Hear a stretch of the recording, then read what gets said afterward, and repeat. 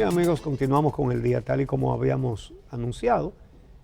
Nos place recibir en nuestro espacio estelar a Cándido Mercedes, sociólogo, estudioso de los problemas sociales y políticos de la República Dominicana. Y lo vamos a recibir con un cafecito porque a él le gusta mucho.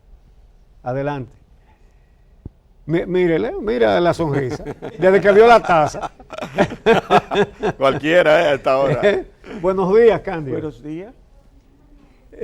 Bueno, mira, antes de abordar lo del discurso y todo esto, ayer, y qué bueno que yo cité a la persona que me facilitó el cuadro, mostré aquí un cuadro del endeudamiento que me facilitó Cándido, de cómo se ha endeudado cada gobierno de Balaguer para acá, en cuanto encontró la deuda y en cuanto la dejó. Y ahí están los números. Pero alguien interesado en desacreditarnos o algo así, puso que, según yo, el gobierno solamente se ha endeudado en 4.000 millones. Sin embargo, es que el cuadro está hasta junio de este año y estamos en agosto. Y se han tomado préstamos en ese periodo. Pero yo lo aclaré. Vamos a ver qué fue lo que dije y veamos el cuadro. Adelante. A finales del 2020, el gobierno de Abinader, eso no está en el cuadro, se endeudó en unos 3.000 millones de dólares y luego, ponme el cuadro de nuevo, entonces en lo que va de este año hasta junio, 4.024. No se puede sacar promedio porque hay que hacer el corte del 16 de agosto del año pasado hacia acá. Eso no está dicho ni en tártaro, ni en chino, Arameo. ni en arameo, exactamente. Está dicho en español, lo aclaré. Estas estadísticas llegan hasta junio y después de eso el gobierno ha seguido tomando préstamos. Eso está clarísimo. No hemos dicho que fueron 4, que fueron 20, no, que siguió y que después de eso habían tomado más préstamos. Es decir, que eso se dijo con la aclaración que se necesitaba, porque se necesitaba esa aclaración. Justamente lo dijimos para que no pensaran que nada más habían sido esos 3.000 y pico de millones, ¿verdad? Así que desmontada la intención de ese tipo de cosas, aquí tenemos al que nos hizo el cuadro. Que pongan un momentico ahí para verlo rápidamente, para que se vea, porque es que ahora se está hablando. Yo creo que todos debemos criticar los niveles de endeudamiento, todos, menos los que se han endeudado, porque ¿con qué autoridad moral pueden hablar? Joaquín Balaguer, mírenlo ahí, del 66 al 78, en los 12 años, encontró la deuda,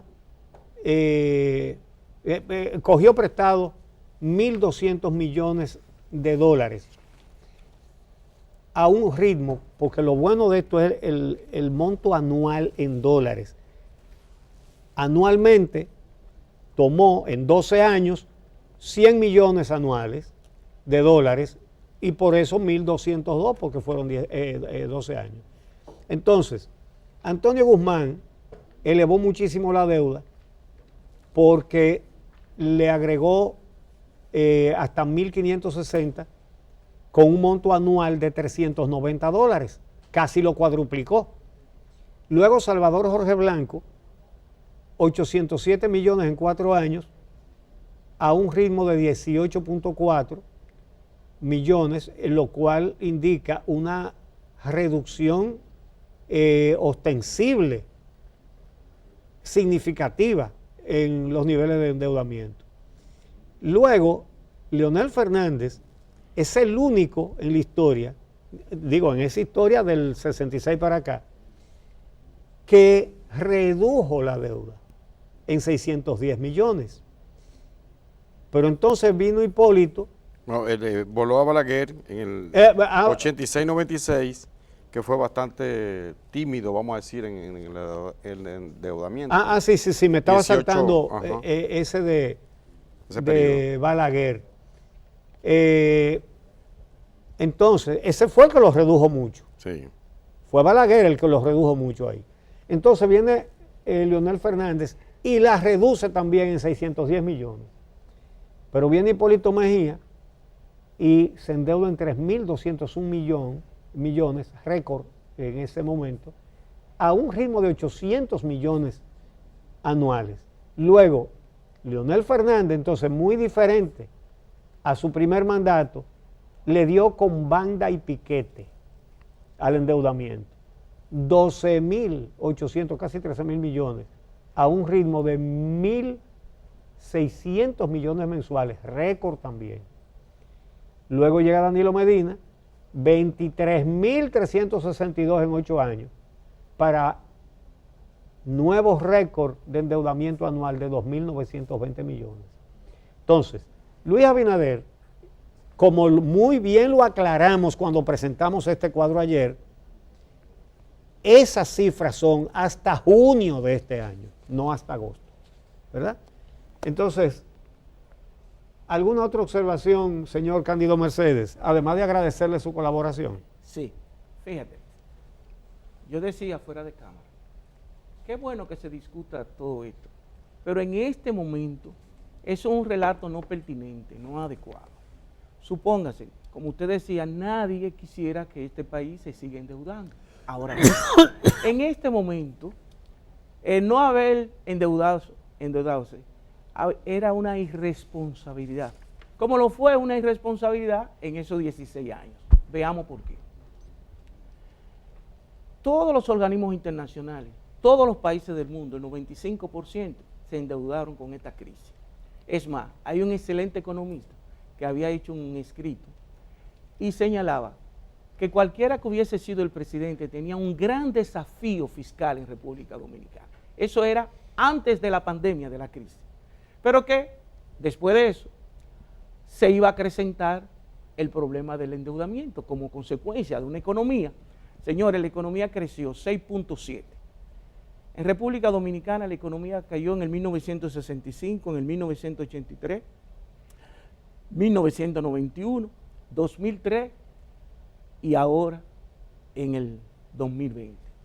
Pero la caída de ahora, del 2020, fue alrededor de 10.000 millones de dólares. 10.000 millones de dólares. ¿Y qué ocurrió? Que si usted no se endeuda, es como Cándido Mercedes, que tiene una hija que ha sido operada 3 veces en Cuba. Hubo un momento que yo tuve que tomar prestado.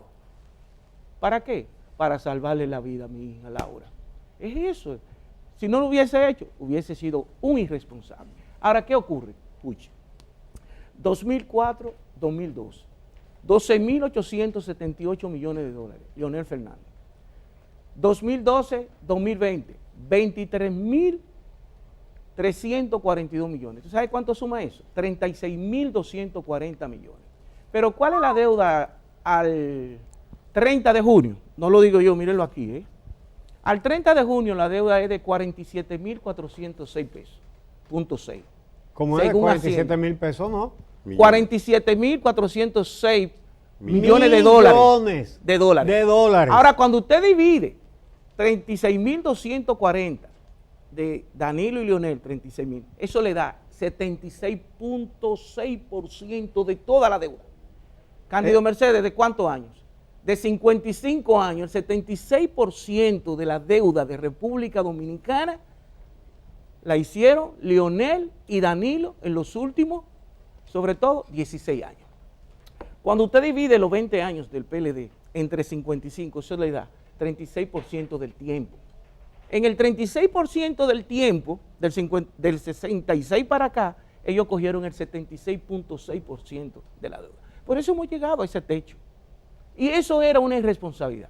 Porque cuando Danilo Medina no había crisis internacional económica, no había crisis económica nacional, no había crisis de los commodities, no había pandemia. Y se pudo haber logrado el crecimiento, el desarrollo que se alega durante esos gobiernos sin endeudarse a esos niveles. Es menos, pero que es preferible un crecimiento más sano, más sostenible. Por ejemplo, ¿cuál es la presión tributaria en República Dominicana? 13.8, 14. 14. Ok. Pero ¿cuál es el gasto público como porcentaje del PIB? En República Dominicana, 18%. Esa diferencia, todo ha sido producto de ¿qué? Del endeudamiento. Ese 4% es del endeudamiento. Entonces, hablar ahora mismo de endeudamiento es una irresponsabilidad de quien sea. Y si yo hubiese sido del gobierno, no caigo en esa trampa de estar hablando de crisis. ¿Cuál es el gran desafío de Abinader? Todos los presidentes tienen desafíos. El más grande desafío de Abinader, y lo ha hecho bien, es el problema de la pandemia. La vida. Señores, hoy podemos regocijarnos, abrazarnos los dominicanos de las pocas cosas que hemos hecho bien, aparte del béisbol y de las mujeres corriendo. Ha sido esto de la pandemia. Ustedes se imaginan un país pobre y vulnerable que el presidente firmó con AstraZeneca en octubre. Ok, no se dio. Firmó con Pfizer, no se dio. Firmó con COVAX y las Naciones Unidas, no se dio. Si a Milano no siguió más hacia adelante y en febrero comenzamos la vacunación con una especialidad enorme en términos de organización, de logística, todo eso. Y oiga cuánto hemos vacunado con doble Fuji, 4.472.000 dominicanos, con una 5.680.000, con tres como usted y yo, 521.505, que ya aumentó a 525.000. Eso da 10.6 de... ¿Y la vacuna las ha comprado el gobierno directamente o puso suplidores a vendérselas? Ahí esa es otra vuelta. ¿Usted imagina quiénes eran los que iban lo que hubieran, por eso el gran si hubiera seguido el PLD, ¿quiénes eran los suplidores que iban a vender esa vacuna y cómo la iban a vender? El gran desafío es que está resolviendo el problema de la pandemia y con ello estamos mejorando la economía. Fíjese que la economía en el cuadro más pesimista va a crecer 7 y en el más optimista 9 y el promedio en la región va a ser 3. Oiga eso. América Latina perdió 26 millones de empleos y 30 millones cayeron a la pobreza. En República Dominicana la pobreza monetaria aumentó de 21 a 24. Cándido, pero hablando de crecimiento, nosotros aquí siempre decíamos, porque había personas que decían que era mentira, que lo del crecimiento económico en el gobierno del PLD. En este programa decíamos, sí señor, es verdad que se está creciendo. Ahora lo que aquí en este programa tenemos años cuestionando es, el asunto es en base a qué estamos creciendo. Sí. ¿Qué papel tiene en ese crecimiento económico el endeudamiento? Fuerte, ya le acabo de decir que... claro. El porcentaje porque esos recursos del gasto público... Lo que pasa es que lo debemos. Es 18%, pero la presión tributaria es 13.8%. Esa diferencia es consecuencia del endeudamiento. ¿Usted ve? Claro. Es eso. Ahora, mire, el gran desafío era la pandemia, resuelto. Pero usted sabe qué para mí, y estoy regocijado, es el problema de la confianza, la credibilidad y la institucionalidad. Ese es el factor importante que no quieren debatir, porque no pueden ahí. El problema de este país, acuérdese que Leonel Fernández en el 2010 mandó a hacer un informe que costó $1 millón con Jacques Attali a la cabeza. El informe Attali. Ajá. ¿Qué era lo primero? Que reveló muchas cosas. Devolver la confianza a las instituciones. Y cuando una democracia se sostiene en el tiempo y una economía a través de la institucionalidad. Aquí estaban en lo que yo llamo una anomia institucional. Habían leyes, pero no se cumplían, una inobservancia extraordinaria. Entonces, la credibilidad se está generando, la confianza en República Dominicana se está recuperando. Y como dice Francis Fukuyama, uno de los mejores intelectuales del mundo, dice que la confianza es el mayor capital social en el mundo de hoy, en la sociedad del conocimiento y de la información. Donde no hay confianza, todo se cae. Por eso ustedes vieron que nos da vergüenza, pero si me lo dicen y es verdad, acuérdense que recientemente salió el informe del Departamento de Estado sobre clima de inversión. Ojalá eso vaya desapareciendo en República Dominicana. Y de eso es lo que se trata. ¿Para qué? Para que la economía sea sostenible. La distinguida Carolina Santana, este fue el único programa que habló del estudio de 2 instituciones internacionales, capacidad de combate a la corrupción, donde República Dominicana en apenas 6 meses mejoró significativamente. De esos 15 países valorados, 9 involucionaron. República Dominicana estaba en el ranking 13 y subió al número 10. Y cuando se mira cuál fue el aspecto más fundamental, nodal, para que nosotros mejorásemos en términos de transparencia, el problema ¿de quién? De Miriam Germán Brito y el papel de la justicia y de la procuraduría. Precisamente... Señores, estamos hablando que nunca, don Junchi, yo hice la tarea, desde el 1844, nosotros no habíamos asistido a tener una procuraduría tan independiente que no dependiera del Poder Ejecutivo. ¿Usted sabe lo que es desprenderse de ese poder? En una sociedad donde el poder es para yo hacer lo que a los demás le está prohibido. Eso es enorme. Una frase perversa que se ha dicho mucho en este país: el poder es para usar. Para usar, y lo usan. Y lo han usado bastante, con mucha eficiencia. Esa era la frase lapidaria de Euclides Gutiérrez Félix: el poder es para usar.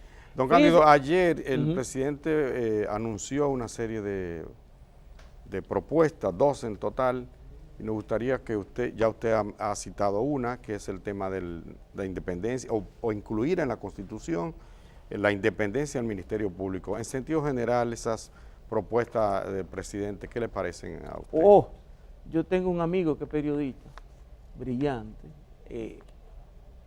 Mañana yo me imagino que él va a beber mucho café o mucha agua de coco contento, porque ese era el postulado desde hace 2 o 3 años, la justicia independiente. Pues mire, este mismo año van a llamar al Congreso a discutir esa importante reforma.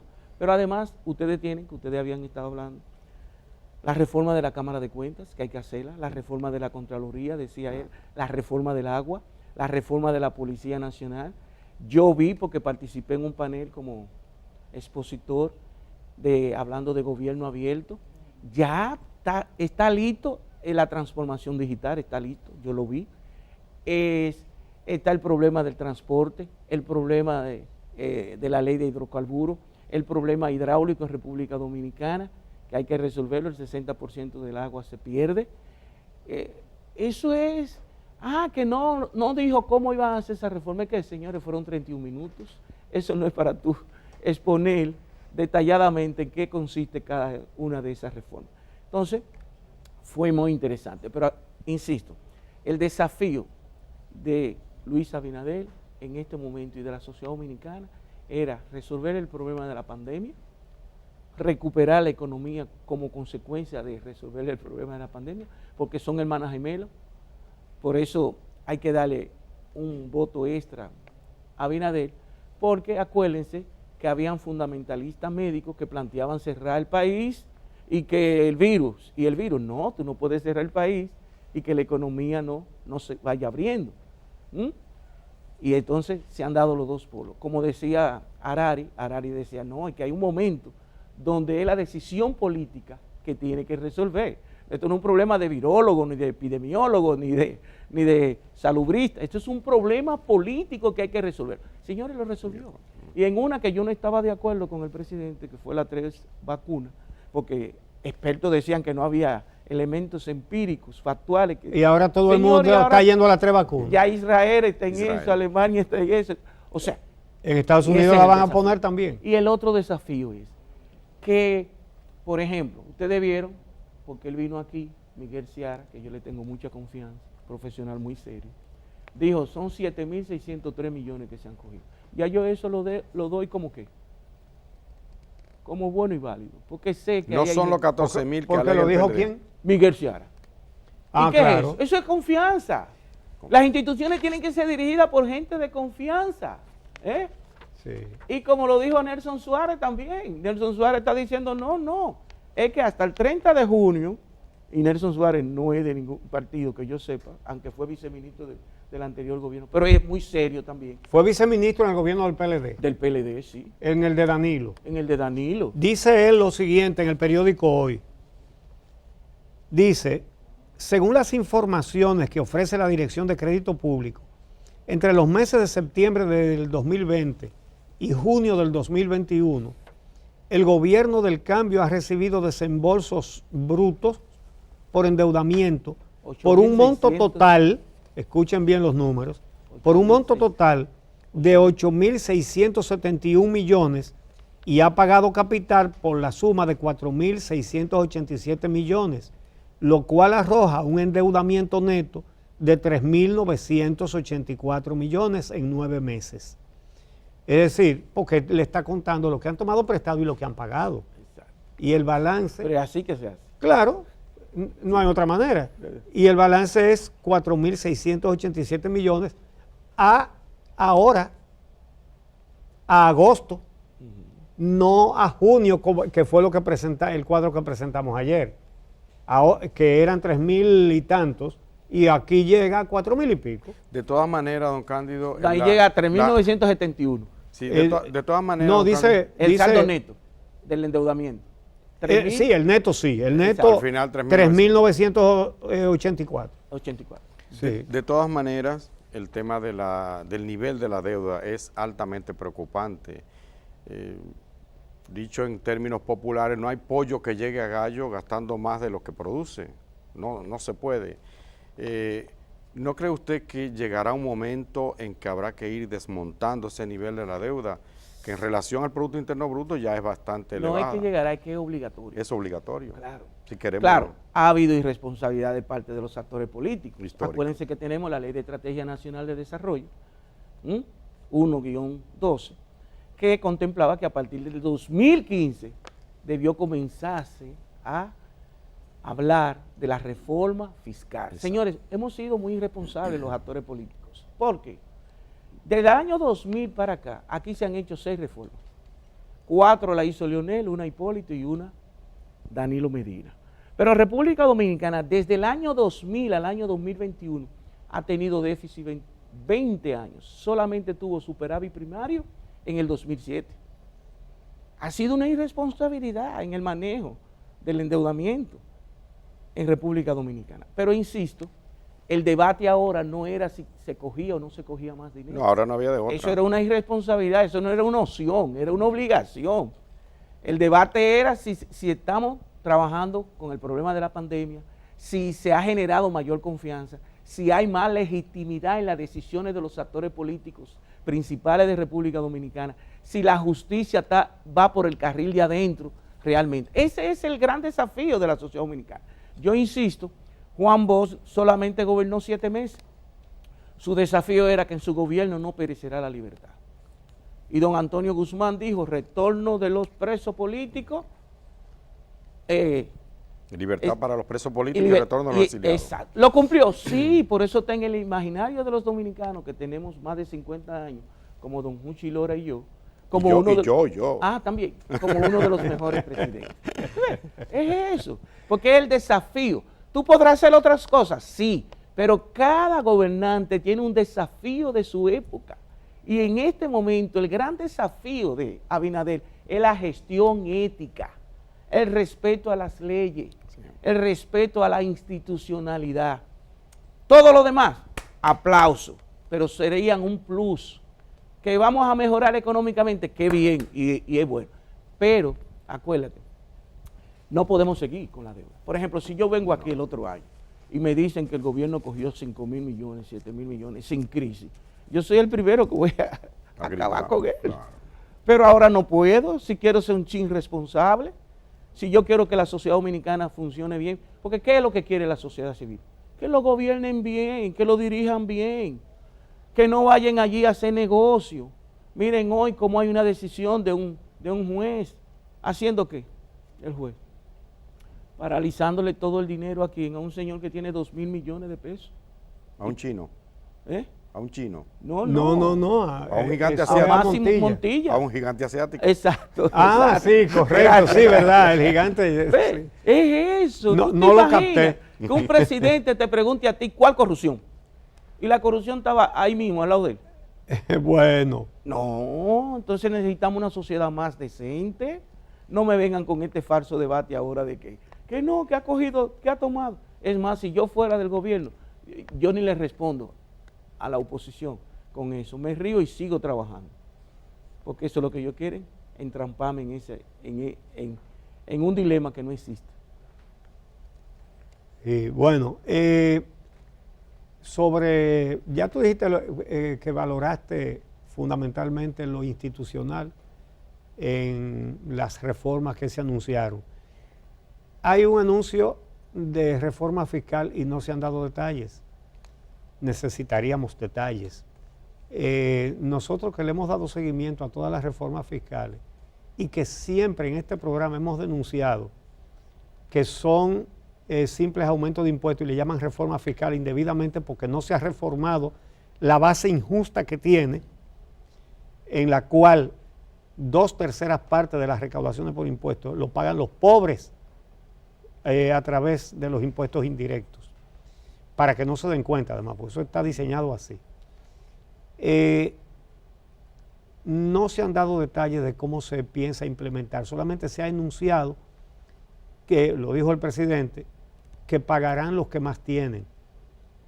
Pero eso es tan difícil en este país que nosotros preferimos ver para después decir, bueno, entonces fue verdad. O para decir, pues no fue como se dijo, ¿verdad? Sí. ¿A ti qué te parece sobre eso? Realmente ¿Tú crees que de verdad sí. Las nuevas recaudaciones no van a salir de los bolsillos de los más pobres? Mire, la presión tributaria en República Dominicana es muy baja y todo el mundo quiere que el Estado... Yo cuestiono eso. 13.8 y el promedio en la región es 21. Sí, yo lo sé. Okay. Yo lo sé. Lo que pasa es que en el resto de la región la gente no tiene que hacer una cisterna para tener agua. Exacto. Ni tener una planta o un inversor, porque los impuestos que pagan... Es para esa cosa. Es para eso. Pero mire y se lo dan. La reforma fiscal tendrá que hacerse. Y tiene que ser a través del patrimonio, la riqueza, está bien. Ahora, nosotros tenemos que hacer una revolución cívica en República Dominicana y tenemos que impulsar a eso que llamamos actores estratégicos. Por ejemplo, en República Dominicana, de las 6 reformas que se han hecho, siempre la presión tributaria aumenta, alrededor de 15, llegó un momento a 16. Ok, pero vuelve y baja. ¿Qué ocurre en República Dominicana, don Juchi? Aquí hay una evasión de 40% de ITEVIS y de impuestos sobre la renta 60%. ¿Qué ocurre? Y no es más fácil, cuando usted no es más fácil eficientizar, discúlpeme por favor, no es más fácil eficientizar el cobro que aumentar el nivel del ITEVIS. No es más fácil. En esta reforma que viene van a bajar el ITEVIS y van a generalizar un poco más bienes y servicios. Ok, no, el problema es revolución cívica y al mismo tiempo ser fuerte y duro, no importa la jerarquía de quien esté haciendo eso. Mire, si usted mira Foro Económico Global, en el aspecto que tiene que ver con la responsabilidad social corporativa del empresariado, nosotros sacamos 137 de 141 países, de lo más pésimo en materia de responsabilidad del empresariado. Usted se imagina, Germán, que a usted le cobran el ITEVIS, usted va y compra ahora en octubre negro, y gasta 200,000 y le cobran, póngase, 30,000 pesos de impuestos y ese empresario se queda con ese dinero. Uf. O sea, es doble ladronazosazo. Porque si no lo va a devolver, porque él es un agente de retención. No lo cobre. ¿Usted ve? Tan sencillo como eso. Y ahí se va 40%. El 40%. Imagínense que en ninguna parte del mundo es 100%, pero que aquí se reduzca a un 10, un 12, elevación. No es que estoy de acuerdo, estoy diciendo a un 12. Estamos hablando ahí de más de 100,000 millones de pesos. Eso era lo que yo me preguntaba, si en lugar de ponerle carga impositiva al plátano, al arroz, a comestible, ¿no? Sobre todo comestible, si no fuera mejor reducir esa reducción. Sí, es que se pudiesen hacer todo eso. Por ejemplo, no es posible que nosotros todavía tengamos la ley de exención a turismo, la ley 53 del 68 de Joaquín Balaguer, cuando ya es una potencia mundial. Nos quedan solo 2 minutos. Sí. Vamos a ver. Dice compras y contrataciones que suspendió, déjame buscar el dato, a una cantidad, déjame ver, suspendió los registros de suplidores del Estado que tenían 225 funcionarios. Mire. El director de compras y contrataciones es una persona que no tiene vínculo con partido político. Con partido político y además, mire. Y lo pusieron ahí, evidentemente, para resolver ese tipo de barbaridades. Mire, ese no puede doblarse. Cuando mira la foto del papá, ya usted sabe quién era el papá. ¿Quién era el papá? Carlos Pimentel, de lo duro de este país. Ah, Sí. bueno. Y la mamá, imagínense. O sea, ahí Abinader dio un palo, porque y trabajador, y hace su tarea responsable. Con También mucha inhabilitó a 41 proveedores competencia. Pero don Juncio, por prácticas violatorias de la ley sobre yo me voy a contratación. autoinvitar. Vayamos usted y yo Ajá. a bebernos un cafecito con Carlos Pimentel, para que ustedes vean qué revolución ha hecho ese caballero. Usted sabe que Carlos Pimentel ¿Sabe que desde que lo nombraron no lo he visto? Mire, tiene un televisor enorme con un semáforo rojo, verde y amarillo. Cualquier licitación que esté, ahí le da un aviso. Oye, un aviso le da, y ahí mismo de una vez, no hay que esperar que llegue el proceso para el escándalo, para el ruido. Eso se está haciendo ahí. O sea, de una vez él se da cuenta. Eso es una modernización en un año. Y tiene unos jóvenes talentos ahí que eso no tiene madre. Siempre, Bueno. por eso yo lo admiro tanto a usted. Cándido, No. espérese. Un buen líder se determina con quienes se rodea. No, está bien. Se nos acabó el programa, Cándido. Muy agradecidos de que atendieras nuestra invitación para venir a tratar estas cosas tan importantes. Amigos, gracias por su compañía y gracias por todos los mensajes que nos han enviado por el canal de YouTube, el Día RD. Gracias por todas esas muestras a todos nuestros televidentes. Señores, quisiéramos seguir con ustedes, como decía más Reynoso, pero el tiempo es el que manda. El tiempo es Lo que se acabó no fue la amalgama, sino el día, pero mañana vuelve el día aquí a las 6 de la mañana. Y en un momentito van a tener la compañía de Ramón y Jacqueline.